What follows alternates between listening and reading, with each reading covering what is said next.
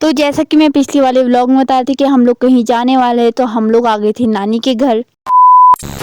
तो हम लोग दिन के टाइम पे पहुंच गए थे लोहा घाट। फिर हम लोगों ने यहाँ से कुछ कुछ सामान खरीदा, उसके बाद हम लोग चले गए थे नानी लोगों के घर। यहाँ पहुंचने में इतना ज़्यादा टाइम लगता है ना, मैं क्या ही बताऊं। और यहाँ कच्चे अमरूद भी हुए थे। गांव बहुत नीचे साइड को है, तो हम लोगों को यहाँ मतलब चलना पड़ता है, काफ़ी ज़्यादा चलना पड़ता है। तो हम लोग यहाँ को नीचे को जाने लग गए थे। फिर कुछ देर बाद हम लोग नानी के घर पहुँच ही गए थे।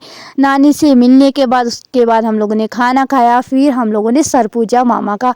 तो पहले दीदी पूज रही थी, फिर उसके बाद मेरी बारी, तो फिर मैं पूज रही थी। और यहाँ हमारे नानी भी सर पूज रही थी। इतना ज़्यादा कि तेल लगा दिया था ना, मैं क्या ही बताऊँ।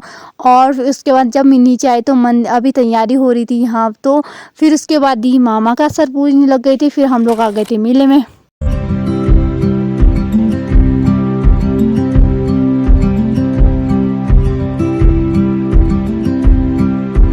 और यहाँ भगवती मैया का डोला काफ़ी खतरनाक रास्तों से जाता है। और फिर उसके बाद यहाँ दुकानें भी लगी रहती है, तो हम यहाँ से कुछ खा लेते हैं।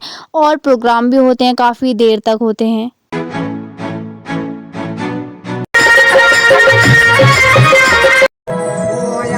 प्रोग्राम देखते देखते काफ़ी ज़्यादा देर हो गई थी, रात के 1 ही बज गया था।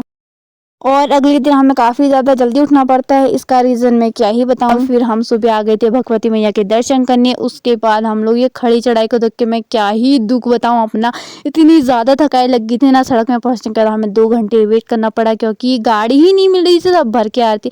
फिर हम लोग यहाँ मामा लोगों के साथ लोहा घाट को आए, मामा को बाय करके हम लोग घर को चले।